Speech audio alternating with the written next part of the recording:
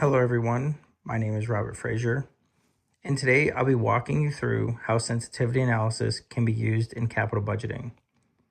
To make it better to understand, I'll use the example of opening up a local gym like how I discussed in the previous weeks. This will help tie the information to something more tangible. The main goal of financial management is to maximize shareholder wealth. That means making the right decisions about investments, financing, and dividends.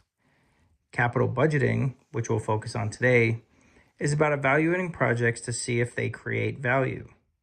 Good financial management also means considering risk, not just return.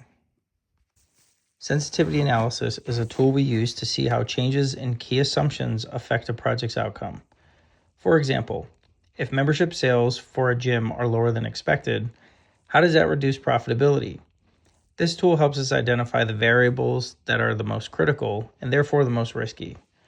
As Brealey, Myers, and Allen 2020 explain, sensitivity analysis is a fundamental tool in capital budgeting because it shows how outcomes shift when assumptions change.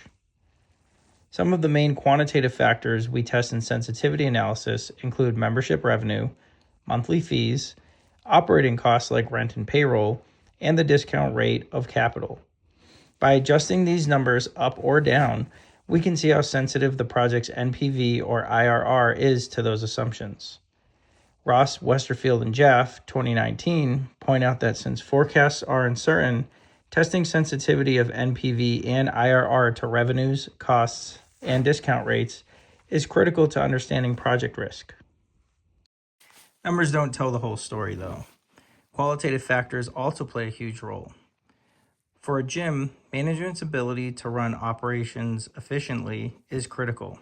So are competitors in the area, the gym's reputation in the community, and even regulatory requirements like zoning or safety standards.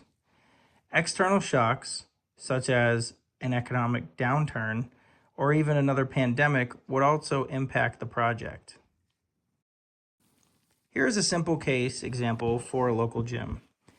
Let's say our base case is 100 members paying $40 a month, which gives us an NPV of about $50,000. If membership drops by 10%, NPV falls to $25,000. But if memberships grow by 10%, it rises to $75,000. Rent changes also make a difference, with higher rent lowering NPV and lower rent improving it. The chart below shows this visually. The takeaway is that membership numbers are the most sensitive variable, which tells us to focus on marketing and customer retention. Now, when we talk about risk assessment, we look at it in two ways, internally and externally. Internally, we rely on information inside the company. Past performance gives us a baseline by showing how similar projects have turned out. Financial audits make sure the numbers we're working with are accurate and reliable. And management judgment helps fill in the gaps, bringing in experience and industry knowledge where the data alone might not tell the full story. Externally, we compare our assumptions against the outside world. Industry averages and competitor performance show whether our projections are realistic. Market research gives us insight into customer behavior and demand trends. And looking at the broader economy tells us about the bigger picture, like how interest rates or inflation could affect both our costs and revenues. When we combine both internal and external methods, we get a much more balanced and realistic view of project risk. DeMotoran 2012 emphasizes that incorporating sensitivity analysis provides managers with a clearer view of risk exposure, leading to better investment decisions. Sensitivity analysis doesn't replace traditional tools like NPV, IRR, or payback period, but it complements them.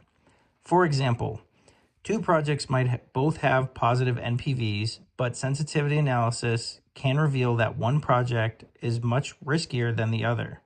We can also adjust discount rates to account for higher risk or run best case and worst case scenarios to prepare for uncertainty. In conclusion, sensitivity analysis highlights which assumptions matter most. Doesn't eliminate uncertainty, but it helps managers plan for it. By using this tool alongside traditional capital budgeting methods, companies can make better decisions and avoid surprises. For our gym example, it showed us that member retention rate is the key driver of success. Thank you for your time.